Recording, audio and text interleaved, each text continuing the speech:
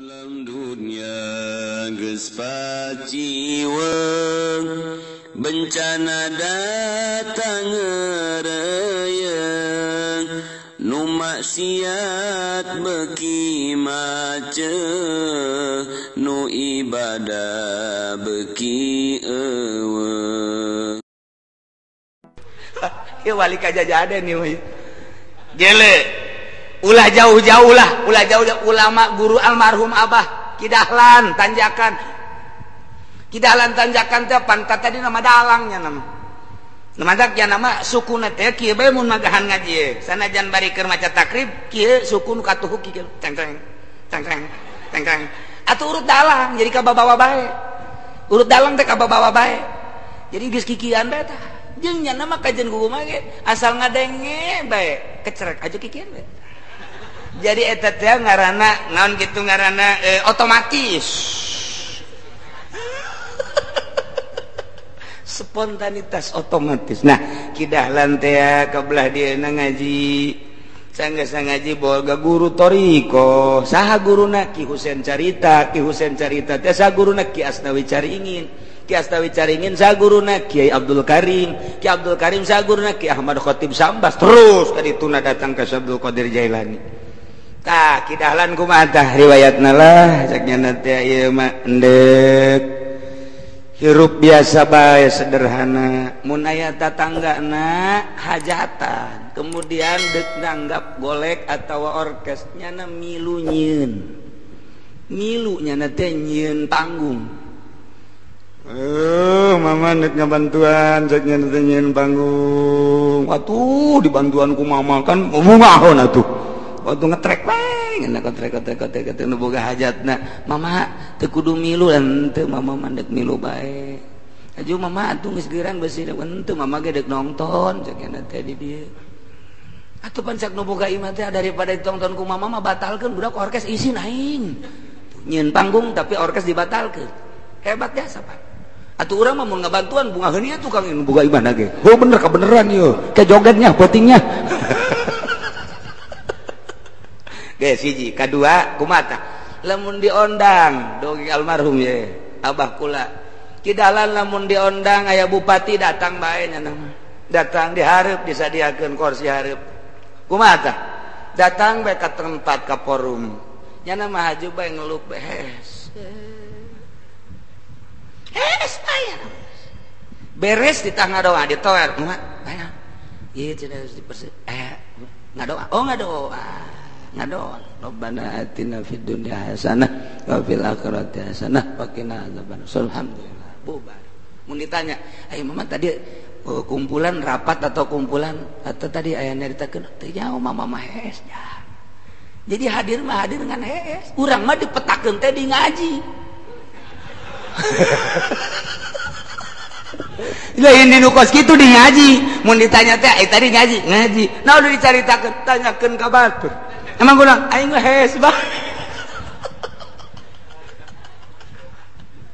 masyaallah ditanya emang saya hees kunaon emang aing keur latihan besi gaya bupati hebat jasa jelema nama teh eleh dalil tah eta teh kos kitu tah ahli-ahli tarekat menghindarna ima jasadna wa ima batin kalantaran batin menghindar menta ka Gusti Allah Gusti ulah dibere ngadenge abdi reup bae mata loba jasa wali Allah anu mun aya golek nyana nonton bae kieu bae jangan mata tapi lamun ditanya eta keur penting lalakon naon teu nyaho ai urang mah sakilang jauh ge ngabejakeun wah penting masyaallah golek wayang wah hebat jasa aju lalakonna naon waduh pokoknya mah hebat bae lalakonna naon lalakonna wah bali caritakeun lah pokona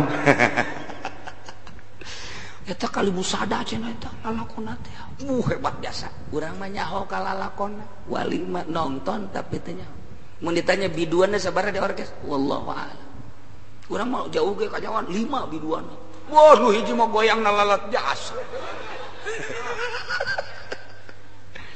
kuari mulai ke alam datang asal geus datang ke pertengahan geus teh hayangeun kana dunia geus ninggalkeun alam nasut artinya kuari ke alam malakut teh alamna malaikat utar aturna malaikat urang teh geus datang ke alam eta geus malayang nginum malayang dahar.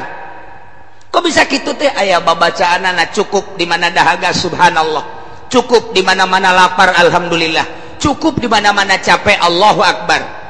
Mantap dipakai tah rute di Mekah, urang ningali ge di Mekah nanjak Allahu akbar, turun Allahu akbar, coba ge ka Mekah ge di jalan tol teh nanjak Allahu akbar. Emang orang sunah mun nanjak baca Allahu akbar. Wiridan wali teh di mana-mana orang capek bacalah Allahu akbar. Di mana-mana digerakkeun eta asup ka dieu dibaca seger awak urang.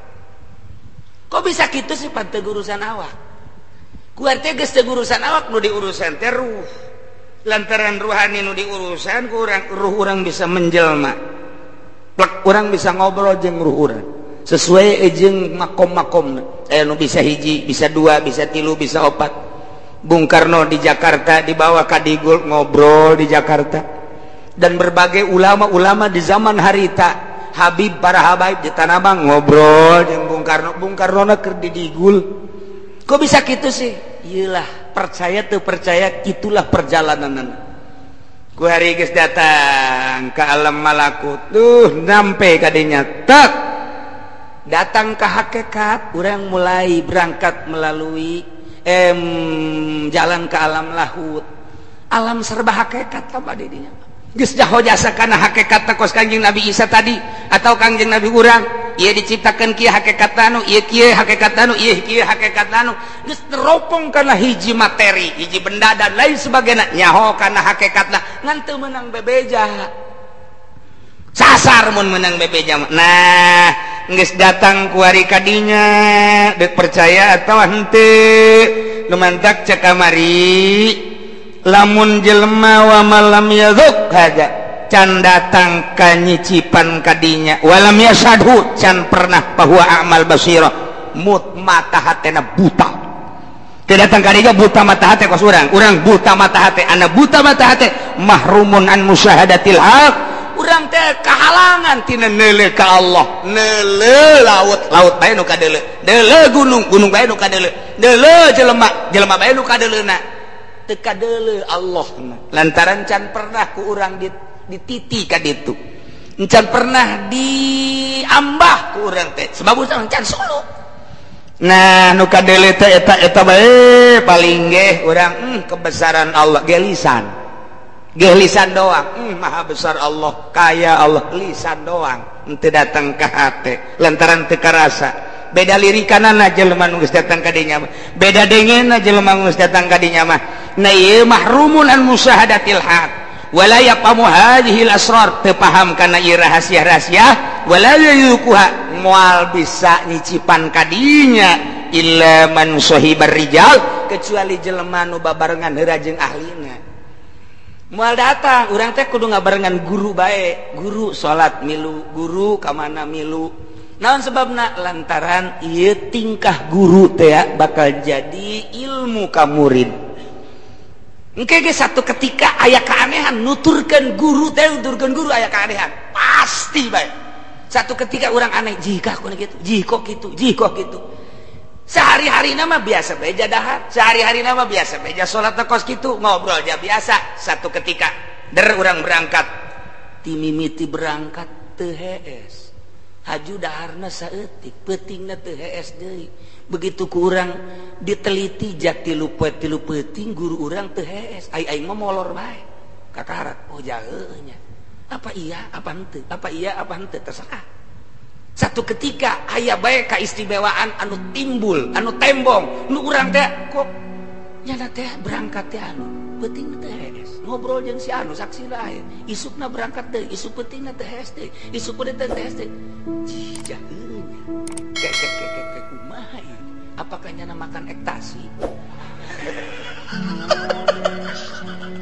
Dah, eta teh ge aya urang tanya sorangan. Ja, ieu aya naon ieu? Aya naon ieu? Engke ge satu ketika nuturkeun guru toriko mah aya bae. Aya bae cangkilang ku nyana ditutupan, nyana teh mung berusaha supaya embung kadeuleuh ka monesanana tetep bae bakal katembong bae. Ai urang mah ieu nu guru ka Cisoka. Kakara karek wiridan saminggu bae ge usia tojos ge tojos usia ku jarum datang keluar getih bae ge jago eta teh karek puasa saminggu bae ge si tembong-tembong ria teh teh metak di tembong-tembong golok teh usia beri aing geus 40 pae ngeueum di cai di haji rapei aing ngeueumna ge dah sok lah tah eta teh nu kos kitu mah ngaranna ilmu dugala geus ditembong-tembong nu kos kitu mah kadi air keras urang geus sok makan kitu cekal ku nyana pake si banget oh sieun sia ka aing air keras tuh ku aing mah dikitu-kitu pake wudu ku aing mah pake dikabeungkeun coba Kiai Haji Hamid coba on si sok teh karena itu blon karek bisa air keras bae ge pokoknya yang pelet naon ka si sok teh nu matak pelor sepeda beak diborong Masya Allah mawa urang ka ditu pelor 11 hakan dahar jeung cau Ambon lek atau jeung susu ngebeten sia ulah kenceng teh ngebetenna kunaon atuh besi dihandap keluar Masya Allah lain gitu justru tembong-tembong ilmu karomah membung ketika kanyahoan teh ceuri Gusti kunaon ditembongkeun cukup Gusti bae lah atuh geus ulah ditembong-tembong cerik wali mah mun ka tembong karomah da cerik aya urang mah lain tuh nya atuh aing teh ya tuh bau ka aing jadi lamun wali mah dikieukeun teh lah jokos kitu bae tah mah beuki dahar bungaheun ya jokos kitu bae teh mah salat teh ge bungaheun loh siang wali-wali ngahebat-hebat jauh keistimewaan bungaheun berarti teu ka tembong ketika digorengkeun ku batur bungaheun wali urang mah mun digorengkeun ku batur je cek cenah mah aing teu belajar silat beureut aju bae gugulung emang si aneuk naon atuh teu hareudang bae mah Masya Allah nah ye kuari berangkat kuari boga rasa lantaran babarengan jeung rijal ulah waka nyaritakeun bareng baheula bareng ngaji nu mentak aya halqah aya riungan per minggu mungkin per Jumat biasana mah Jumat pada asar eta teh dilakukeun halqah riungan bari ngaji atawa zikir atawa malam Jumat atawa per minggu sakali ngaji tuturkeun baheulanan atau per bulan sakali tuturkeun baheulanan engke bakalna lain ka diri urang nuturkeun baheula nuturkeun teh nuturkeun kitu bae nuturkeun leumpang nuturkeun salat nuturkeun engke ge aya turun ilmu emang ka Kangjeng Nabi Khidir mun datang ka urang Kangjeng Nabi Khidir emang ngawurukan atuh henteu datang sasalaman ilmu datang sorangan pindah sorangan ilmu teh jatuh ai pak urusan rohani mah henteu kudu be huruf jari si majur kudu jara menjaga sodi sajumlah jum tau kana ualipu eta mah Haji Hamid walipu kali 50 berhantar mah huruf al mataman baina usmun anak baru jari si tau kana ualipu isuk bae mah kula walipu bae tadi waduh atuh geus mah kumanyana bae tah mah ta eta teh ilmu urang mah kos kitu disorogankeun ai ilmu batin malah sasalaman tak kok jadi leuleus hate hayang salat bae kos urang sasalaman jeung awe tek aduh hayang nyen surat aing tidak usah bicara mata bicara sendiri Masya Allah kedipan eta bermakna wih lain sambarangan begitu ngedip nu hiji rada gede aduh teu kudu ngomong asyarat gitarfil aini hifatah liha waduh sarwiti isyarah make tungtung mata lantaran sieun ka bapana maling-maling ti bapana padahalnya main mata jeung aing jatuh ja aya di dituna tuh ku ngaji imriti geus beunang ka kos kitu mah tuh komo iya kan Nabi Khidir emang datang ngawurukan ka urang ieu baca lain sasalaman tek beres pulangnya leket teh urang ka Abu Yadim Yat di Cidahu terus milu berjamaah maghrib neuleukeun salat balik salat ngaleket teh balik dirinya ngaleket teh nyana matas maghrib salat awabin 20 aing menonton bola malu beak TV ku aing jualan bae ganti nu gede lah kuari geus lalakon ninggalkeun alam nasut masuk alam malakut didinya geus lain deui rarasan geus boga rasa nikmat bakal hudang ti peuting teh ngeunaheun eueuh tiris kajen kukumeng ngeunaheun naon sebabna ai tiris mah hubunganna jeung jasad, lapar mah hubunganna jeung jasad, dahaga hubunganna jeung jasad, panas hubunganna jeung jasad, sedengkeun kuari geus teu diurusan jasad, urusanna rohani. Pindah alam kuari, panas bake jas bae nya nama. Eueuh masalah, teu karasa. Atawa emang boga nangan jas-jas doang meureun. Pokoknya kanyahoan baik ahlina kanyahoan tek tek tek sebab naon beda kayak lengkah-lengkah geus layaripul wali lal wali beneran naon sebab geus ngalengkahna geus lain deui lirikanana sanajan nya ngaku-ngaku jadi wali mantap kamari aya Habib saya ini guru thariqah ditinggalkeun ku aing ngadenge aing gas tenaga itu bare duit balik kunaon teh Habib tinggal Habib manya guru thariqah ngomong kudu nutupan nu geus kitu mah kurang ditanya ge mungkin anak-anak enggak saya tawadu tah ieu di dieu teh nek nuluykeun tawaduna jadi la yadzuquha illa man sahibar rijal wa qabilat turab wallahu a'lam.